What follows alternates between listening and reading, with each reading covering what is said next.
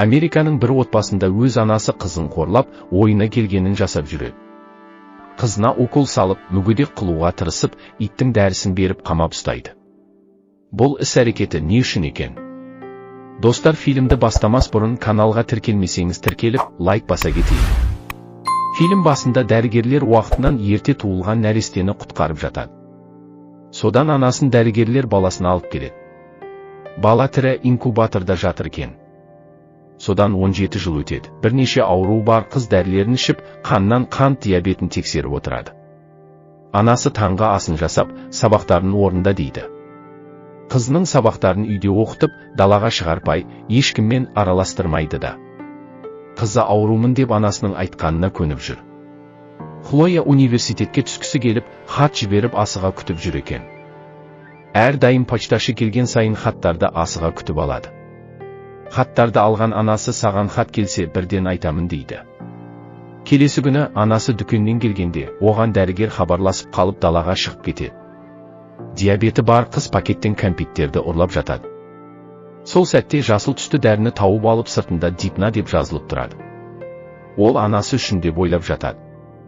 Сол сәтте анасы жасыл дәріні қызына алып келеді. Қыз бұл сенікі деп ойладым, сумкадан көріп қалдым дейді. Таң ертең күндік дәрілерді қарап тұрып, сезіктеніп оларды ішпейді. Үйінде роботтарды құрастырып жүрген Хлоя өз роботымен биіктен жасыл дәріні алады. Сол дәріде өзінің аты жазылып тұр. Астын ақырын ашса анасының аты жазылып тұр. Кешке анасы тағы дәрі әкеліп береді. Қыз оны ішіп алып, анасы кеткенде түкіріп тастайды. Түнде анасы ұйықтап қалды дегенде, астына ақырындап түсіп, компьютерден жаңағы дәріні іздей бастайды. Бірақ интернет жоқ екен. Таңертең анасы интернет операторларына ұрсып жатады. Қызына айдың соңына дейін интернет болмайтынын айтады. Анасы бақшаға шығып жұмыс істеп жатқанда, телефон арқылы дәріханалардан дәріні іздей бастайды.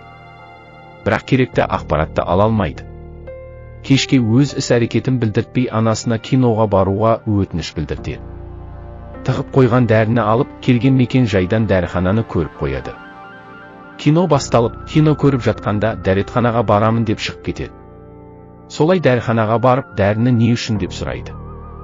Дәріхана бұл иттің дәрісі дейді. Сол сәтте анасы кіріп қалады. Қыз адам ішсе не болады дегенде, сатушы аяқ қолы істемей қалуы мүмкін деді. Ана жүгіріп келіп бәрін алдап қуып жіберіп, аяғына укол салып ұйықтатып тастайды. Келесі күні оянса анасы тамағын дайындап қойыпты, солай есікті аша алмай қояды. Бір темірлерді алып ашып есікті тартса, артынан байлап кетіпті. Түсті тамағын ішіп, терезе арқылы келесі бөлмеге баруды жөн көріп, сол жаққа терезе арқылы өтеді. Төменге түсу үшін лифтке барады. Лифттің тоғын анасы кесіп тастаған кен. Солай астыға байқаусыздан домалап құлап кетіп, аяғының қозғалғанын байқап қояды. Далаға шығып, жолға қарай бет алады. Ол жақтан почта машинасын көріп тоқтатып алады да мені құтқарыңыз деп жылайды. Сол сәтте артынан анасы да келіп қалады. Бірақ почташы қызды оған бермейді. Жігіт полицияға апарамын деген сәтте артынан кол салып, ұйықтатып тастайды. Қыз қорқып кетеді. Солай қызды подвалға қамап қояды. Қыз қоқыстағы қағаздарды ашып қараса оқуға шақыру екен. Ол ары қарай қағаздарды ақтарып жүріп өзінің кішкентай кезіндегі фотоларды тауып алады. Ол жерде қыз жүгіріп жүр екен. Тағы бір қағаздан больницадан нәресте ұрланды дегенді тауып алады. Солай қыз түсініп қояды. Сонда фильмнің басында әйел өз баласынан айырылып қалып, басқа баланы ұрлап кеткен екен. Содан анасы келеді. Қыз сіз менің анам емессіз дегенде, анасы жоқ мен деп бой бермей тұрып алады. Қыз бәрін бетіне басып тастайды. Әйел сол сәтте басқа бөлмеден ерткішті алып келіп, шприцке құйып алады. Қорыққан қыз қашып отырып, басқа бөлмеге тығылып қалады.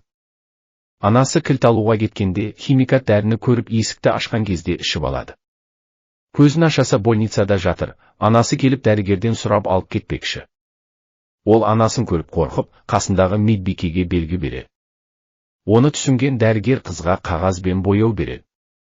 Қыз жазып жатқанда көк белгі соғып бәрі кетіп қалады. Қарбалас кезде анасы қызға келіп, қызды алып кетеді.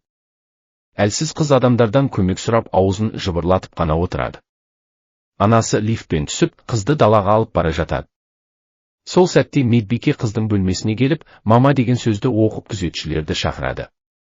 Анасы эскалатордан қызды түсіре алмай қиналып тұрады. Сол сәтте қыз армандаған университеттің атауын көріп, өзіне күш жинайды. Анасы арбаны қозғалта алмай қояды, сөйтсе қыз аяғымен тіреп тұр екен. Сол сәтте охрана да келіп қалады. Әйел қаруын көтерген сәтті, иығына оқ тиіп, жерге құлайды. Сөйтіп арада 7 жыл өтеді. Анасы жатқан түзету пунктіне келген кезде, қыз өзі аяғына тұрып, өзі тексеруден өтеді. Ол анасына келіп, отбасылы болғанын айтып, өзі беріп жүрген дәріні аузынан алып, әйелге беріп жүр екен. Солай әйелдің түзету пунктінде төсек тартып жатқан себебі де осы екен. Достар, фильм жайлы комментарийге ойларыңызды жаза кетейік, және тіркелмеген болсаңыз тіркеліп кетейік.